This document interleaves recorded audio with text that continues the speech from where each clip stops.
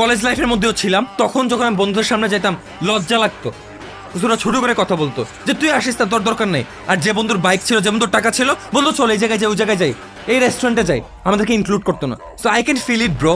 তোমার বন্ধুরা এখন কক্সবাজার যাবে, তোমাকে কোনো মেয়ে পাত্তা দিবে না, তোমার ফ্যামিলির সাথে এখন মনোমালিন্য যাবে, তোমার বন্ধু আইফোন কিনে এনে শো অফ করে বলবে ভাই দেখ নতুন একটা আইফোন কিনছি। I understand, I can feel, খুবই খারাপ লাগবে। বাট ভাই তুমি যদি আজকে কাজ করো, if you do your absolute best, যে না আই হ্যাভ টু উইন, আমার কোনো অপশনস নাই, আমার 4-5টা রোড নাই, আমার জাস্ট একটাই ওয়ে, আমি জাস্ট উইন হব, আমি এটা শেষ দেখতে চাই, আমি ডেডিকেটেড, আমি এনি না কিছু একটাতে আমি শুরু করব, 6 মাস 1 বছর আমি হারবো, ব্যর্থ হব, ফেল হব, বাট আমি ঘুরে দাঁড়াবো। দিন শেষে ম্যান, শেষ হাসিটা তুমি হাসবা, বন্ধুদের সামনে, মেয়েদের সামনে, ফ্যামিলির সামনে, সারাউন্ডিং সবার সামনে, gonna be the king, trust me. লজ্জা লাগুক, বন্ধু হাসাহাসি কোনো কিচ্ছু নেই। প্রতিদিন 5 ওয়াক্ত নামাজ পড়া শুরু করো, কান্দো, ভিক্ষা চাও প্রতিদিন, মানে যায় নামাজে বসে কান্দবা। আমি যে কত কাঁদছি রে ভাই, যে আল্লাহ আমাকে চান্স দাও, আল্লাহ আমারে চান্স দাও, আল্লাহ আমারে চান্স দাও। উনি যদি কোনোদিন একটু দয়া করে বলে যে দিলাম, এই তো লাগে না লাইফে, কান্দো প্রতিদিন, অঝোর ধারায় কান্দো, 15 মিনিট ধরে মোনাজাত করে বলো আল্লাহকে সিট দাও, দেখবা সুন্দর মতো হয়ে গেছে।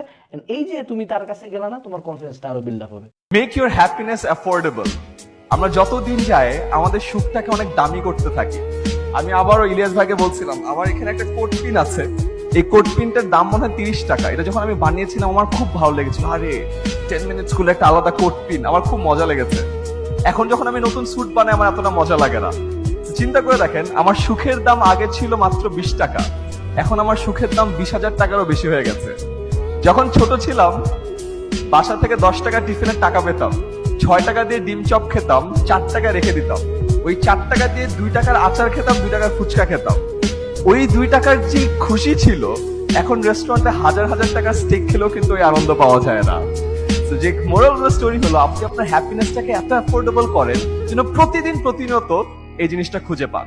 तगड़ा स्कोर करना है, ठीक है, तगड़ा स्कोर करना है, छोटा नहीं सोचना, ये नहीं सोचना कि 60-70 पे भैया हो जाएगा मेरा काम, नहीं, एटलीस्ट 96% मेरे को चाहिए, एटलीस्ट 97 मेरे को परसेंट चाहिए। जब आप इतना बड़ा सोचोगे तो चलो 90 से ऊपर तो आओगे, पर आप सोचोगे मेरे को यार पास होना है भैया, फिर मजा नहीं आएगा, फिर मजा नहीं आएगा।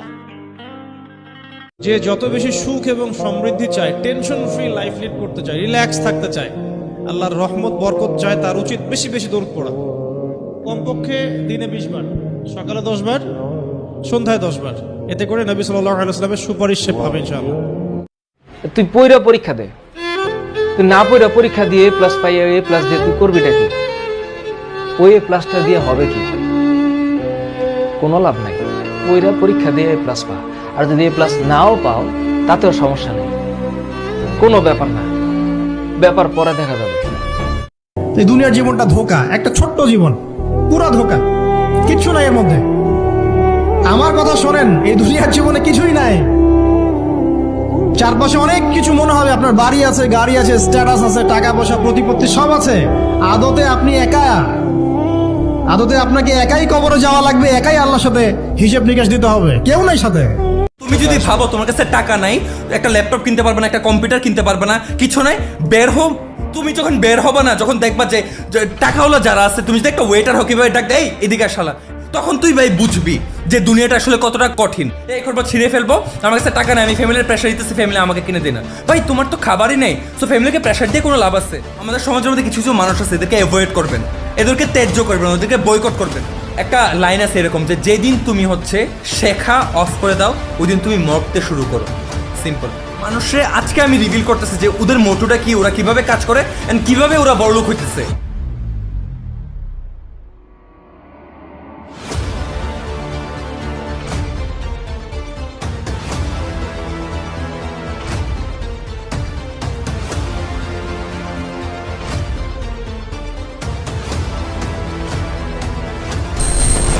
No one is going to fix your problems for you.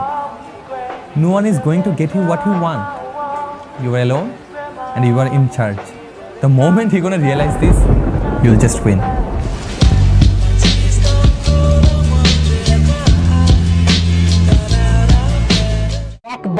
একবার বুঝিস, একবার মেজরিটি ভর্তি পরীক্ষায় বসা যায় কয়বার? মাত্র একবার। এই টাইমটাতে অনলাইনে লাইভ করে ভাইয়াদের মারামারি, ডেটিং, হ্যান ত্যান প্যান করে কোনো লাভ নাই। এটা লাইফের সর্বাধিক রিগ্রেটিং একটা টাইম। আমরা যতই চান্স না পাওয়ার পরে তোমার যতই মোটিভেশন দিই, তোমার কতটা খারাপ লাগবে এটা শুধুমাত্র যারা চান্স পায় নাই তারা জানে। যদিও এটা লাইফের অতটা মেজর কিছু না, বাট আমাদের সমাজ এটাকে পুরো এভারেস্টে চূড়া বানাইছে। এভারেস্ট জয় করলে যেমন লাগে ঠিক তেমন একটা জায়গায় চান্স পাইলে লাগে। যেহেতু সমাজ এটাকে ফোকাস করতেছে, আমি এটাতে ফোকাস করবো। অ্যাডমিশনের শুরু থেকে 100% সিরিয়াস থাকতে হবে, 100% ডেডিকেটেড থাকতে হবে, 100% টাইম ওয়েস্ট এড়ায় চলতে হবে, 100% সোশ্যাল মিডিয়া বা টক্সিক মানুষজন অ্যাভয়েড করতে হবে, 100% টাইম ওয়েস্ট করাই যাবে না। তোমার শুরু থেকে তুমি তোমার 100 দাও। অ্যাডমিশন সিজন শেষে যে লাস্টের 2 মাস থাকবে ব্রেক ক্লাস শুরুর আগে, সেটা তোমার লাইফের বেস্ট 2 মাস হবে। অ্যাডমিশনে চান্স পাই তারাই যারা অ্যাডমিশন নিয়ে সিরিয়াস। যে অ্যাডমিশন নিয়ে হেলা খেলা করে অ্যাডমিশন তাকে রাখে না। As simple as that. So seriousness থাকতে হবে। মনে রাখবা, তোমার এতদিন পড়াশোনা খুব খারাপ অবস্থা ছিল, তুমি আজকে থেকে পড়াশোনা শুরু করলা এবং আজকে তুমি অনেকক্ষণ টেবিলে বসে থাকলা এবং তুমি চিন্তা করলা 2 থেকে 3 দিনের মধ্যেই তোমার পড়ার গতি এত হবে যে তুমি মুক্তিবেগ লাভ করবা এবং চলতেই থাকবা। এরকম তুমি যদি চিন্তা করো বাবা, তাহলে খুব তাড়াতাড়ি তোমার শেষ বেগ একদম শূন্য হবে। কিন্তু তুমি যদি অল্প বেগ নিয়ে তুমি যেতে থাকো, আস্তে আস্তে অ্যাসিলেশন করতে থাকো, আস্তে আস্তে তোমার যদি গতি বাড়তে থাকে, একটা সময় তোমার গতি এমন হবে যে তুমি মুক্তিবেগ নিয়ে পড়াশোনাটাকে চালা যেতে পারো না। সব সময় আমাদের জেনারেশনের টার্গেট হলো ট্রমা। আমার ছোটবেলায় এই ঘটনা হয়েছে, আমি মরে গেছি। আমার ছোটবেলায় আমি শপথ পারি না, আমি পাবলিক স্পিকিং করতে পারি না। কেন এই ঘটনাটা হয় নাই? আমার ছোটবেলায় আমি শপথ ভুল করছি 2 বার, তৃতীয়বারের বার কসম করছি যে 1 লাখ মানুষের সামনে দাঁড়াবো, কোনোদিন ভয় পাবো না। Why not this? আমার জীবনে আমি একটা পরীক্ষায় ফেল করছি, আমি কসম করছি এরপরে 15 পরীক্ষায় আমার যদি 1 মার্ক বেশি আমি দেখাই দিব।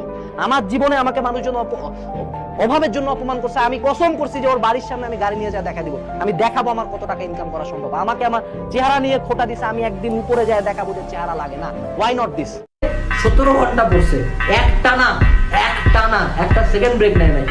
আমি তোকিকে দেখতাম কোচিং করে আসে সারাটা রাত পড়ছে, পরের দিন দুপুর 3টা থেকে ঘুমাইতে গেছে, পরের দিন দুপুর 3টায়। এইরকম আমরা পাগল ছিলাম। আমরা ওষুধ টষুধ খেয়ে রাত জাগতাম, 3-4 দিন ঘুমাইতাম না। ওর টাইম লস হয়। এই টাইম লসটা হচ্ছে ইন্টারমিডিয়েটের সবচেয়ে বড় ঘটনা। উদ্ভট উচ্ছন্ন লাইফ দরকার নাই। একটু পরিপাটি থাকবা, সুন্দর থাকবা, সময়টাকে সেভ করে চলো এবং ইন্টারমিডিয়েট লাইফটাকে তোমরা সেভ করো। Please save your inter first year life, your whole life will be saved. But ওই যে বলি যে পরিশ্রম করাটাই একটা যোগ্যতা, ওই যোগ্যতাটা থেকে কেউ বঞ্চিত হয় না।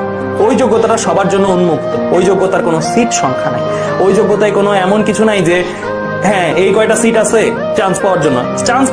তার থেকেও ইন্টারেস্টিং লাগলো যে আপনাদের ট্যাগ লাইনটা, আচ্ছা মেধাবী নয় জঘন্য রকমের পরিশ্রম। আরে তুমি তো ম্যাথ পারো না, তোমার কিন্তু বুয়েটা হবে না। তো এই কথাটা কাইন্ড অফ আমার খুব গায়ে লাগলো। বুয়েটে তো বায়োমেডিক্যাল ইঞ্জিনিয়ারিং আসি, মেডিকেলে আমি সলিমুল্লাহ মেডিকেল কলেজে চান্স পাইছিলাম, ঢাকা বিশ্ববিদ্যালয়ে 25তম, দেন ডেন্টালে 3rd, বাংলাদেশ কৃষি বিশ্ববিদ্যালয়ের 1ম, রাজশাহী বিশ্ববিদ্যালয়ের 1ম, আইইউটি 45, সাস 45, রুয়েটে সম্ভবত 31, কুয়েটে 62। একটা ফিল্ম রিলিজ হয়েছে আমি দেখলাম না, আমি না হয় সিনেমা হলে গেলাম না, আমি না হয় 20টা মেয়ের সাথে ঘুরলাম না, আমি না হয় ফেসবুক মেসেঞ্জারে ঘন্টার পর ঘন্টা চ্যাট করলাম না, আমি জাস্ট কাজ করি, আমি মজা পাইতেছি, আমার রেজাল্ট আসতেছে। ব্রো, যখন রেজাল্ট আসা শুরু করে, যখন টাকা ব্যাংকে ঢোকা শুরু করে, যখন মানুষের চোখে তুমি দেখো যে সম্মান বেড়ে গেছে, রেসপেক্ট বেড়ে গেছে, মা যা চাচ্ছে তুমি দিতে পারতেছো, ফ্যামিলি যা চাচ্ছে তুমি দিতে পারতেছো, সারাউন্ডিংয়ে সবাই খুশি, you don't have to think যে রাতে কী খাবো, দুপুরে কী খাবো, এর থেকে মোটিভেশন আর কোনো কিছু দিতে পারবে না।